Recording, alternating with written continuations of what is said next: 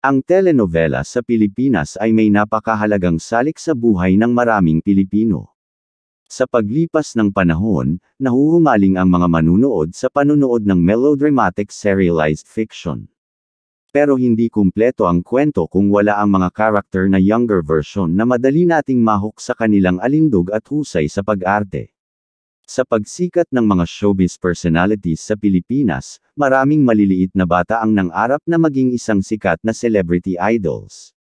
Narito ang 15 child actor na hindi na napapanood o bihira na lang makita sa television. JB Agustin. Tulad ng ilan sa mga malalaki at young stars na tinitingala natin sa kasalukuyan, sinimulan din ni JB ang kanyang career sa sikat na kiddie gag show na Goon, Bulilit. Lumabas din siya sa unang season ng FPJ Ang Probinsyano bilang Batang Emmanuel, ang kilalang karakter na ginampanan ni Vice Ganda, at nakuha ang kanyang unang lead role sa TV show na Little Champ noong 2013. EJ Jolorina. Ganoon din kay JB, ang stint niya sa Goon, Bulilit bilang isa sa pioneer cast nito ay tiket din ni EJ sa industriya. Napabilang din siya sa mga anghel na walang langit noon 2005, May Bukas Pa noon 2009, at Mara Clara noon 2010, at noon naman 2011, teen series na Growing Up. Noong 2018, halos 2 dekada mula noong una niyang showbiz stint, naging headline si EJ nang matapang siyang lumabas bilang gay pagkatapos na magbida sa pelikulang Mamo, and a Mother Too. Harvey Bautista. Siya ay anak ni dating Quezon City Mayor Herbert Bautista. Naging bahagi siya ng children gag show ng ABS-CBN, ang Goon, Bulilit mula noong taon 2011, at lumabas sa ilan sa mga serye ng Kapamilya Channel bilang child actor. Siya ay minamanage ng Star Magic simula noong 2011, bihira na din siya nakikita sa TV. Bagamat hindi siya bagong actor sa showbiz, nakakuha ng bagong atensyon si Harvey nang makuha niya ang pangunahing papel sa pinakabagong youth-oriented show ng ABS-CBN na Zoomers, pagkatapos ng mahigpit na proseso ng audition. Clarence Delgado. Siya ay natuklasan ng Star Circle Quest noong 2011, kung saan nanalo siya bilang the male winner, naging regular siya sa kiddie gag show na Goon Bulilit, at lalo pang hinasa ang kanyang galing sa comedy sa TV sitcom na Home Sweetie Home. Lumipat siya sa GMA Network noong 2021 at kasalukuyang artista ng Sparkle. Ipinakita ni Clarence na handa na siyang ipakita ang kanyang mga talento at galing sa pag-arte. Bukod sa pag-arte, pinatalas din ni Clarence ang kanyang husay sa pag-host sa pamamagitan ng pagiging bahagi ng isang morning show. Izzy Canilo.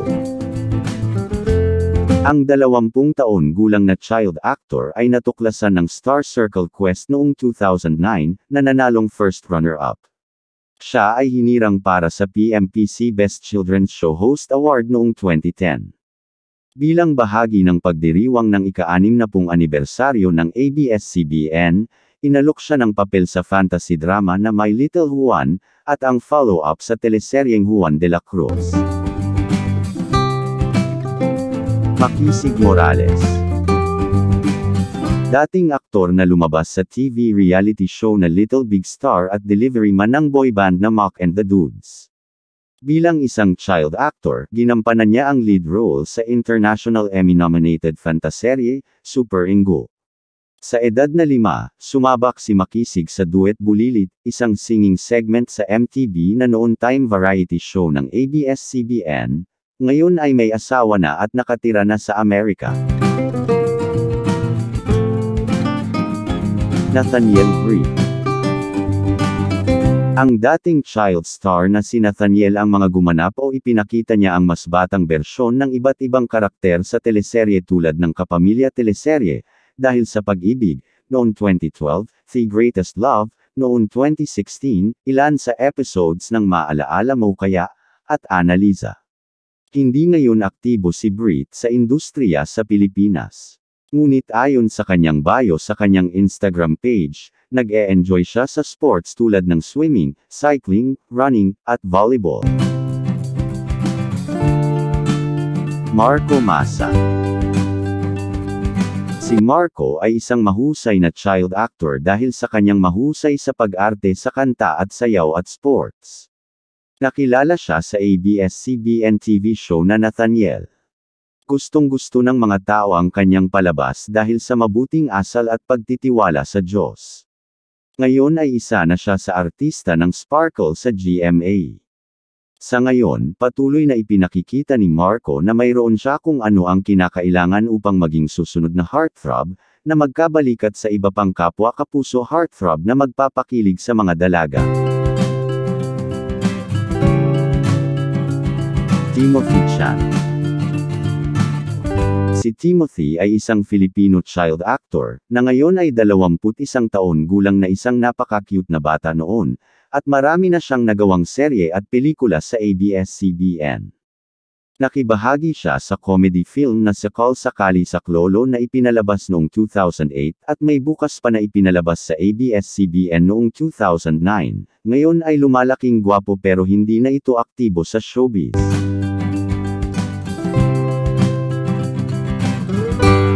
Ugoy Carino. Sumali siya sa Star Circle Kid Quest, at siya ay nagwagi. Mula noon, lumabas na siya sa maraming palabas sa telebisyon, pelikula, at nag-endorso ng ilang lokal na tatak sa Pilipinas. Matapos manalo sa Child Artist Search, naging regular cast siya ng award-winning children gag show, ang Goon Bulilit. Mula noon, lumabas na siya sa ilang shows sa ABS-CBN, ngayon ay may pamilya na ito at isang anak. Luis Abuel. Una siyang lumabas bilang Kevin Delgado sa teleseryeng 100 Days to Heaven, Yang Zhao sa Princess and I, Peikoy sa Juan de la Cruz, at bilang batang Franco Hidalgo sa Ikaw Lamang. Noong 2020, nanalo siya ng Best Actor Award sa Asian Film category ng 18th Dhaka International Film Festival. Kasalukuyan siyang nakakontrata ngayon sa ABS-CBN. Raiko Mateo. Binigyang inspirasyon tayo ni Raiko na mamuhay ng sinseridad sa pamamagitan ng kanyang paglalarawan sa papel sa kanyang lead role na Honesto noong 2013. Mabilis siyang naging Wonderboy sa kanyang panahon, na lumabas sa maraming teleserye kabilang ang You're My Home noong 2015, Born for You noong 2016, The Greatest Love noong 2016, at Bag-ani noong 2018. Ngayon ay isa siya sa Star Magic Talent. John Manalo. Noong 2004, nagkaroon ng feng shui debut si John bilang anak ni Chris Aquino. Binigyan siya ng pelikulang ito ng 2 parangal bilang 21st PMPC Awards for Movies Best Child Performer at 2005, FAMAS Awards Best Child Actor. At para sa serye ng Mga Anghel na Walang Langit, nakuha ni John ang kanyang 2 awards sa The Guillermo Mendoza Memorial Foundation bilang Most Popular Child Actor at Best Child Performer. Sa murang edad na siyam, naging multi-awarded child actor siya. Siya ay pamangkin din ni Jericho Rosales. Nash Aguas. Sa edad na 5, ginawa ni Aguas ang kanyang debut sa telebisyon sa noontime variety show na MTV, pagkatapos sumali sa Batang F4 contest ng programa. Noong 2004, sumali siya sa talent search ng ABS-CBN na Star Circle Quest, kung saan napanalunan niya ang titulong Grand Kid Quester sa Finals Night. Nakilala siya bilang mainstay sa Sunday comedy gag show na Goon Bulilit. Tumakbo siya sa halalan sa konseho ng lungsod ng Cavite noong 2022 elections at nanalo, kaya ngayon ay hindi na gaano aktibo sa showbiz. Zaijian Harinila. Mahigit 1 dekada na ang nakalilipas, hinangaan siya bilang Miracle Boy, na nagngangalang Santino sa hit teleserye noong 2009 na May Bukas Pa. Si Zaijian ay isa ring cast member sa children's sketch comedy show na Goon Bulilit. Sa kasalukuyan, si Zijian ay lumaki at naging isa sa pinaka-versatile at bankable na aktor ng kanyang henerasyon, nakakakuha ng ating mga puso hindi lamang sa kanyang gwapong hitsura, kundi sa kanyang nakakapreskong pananaw sa kanyang buhay.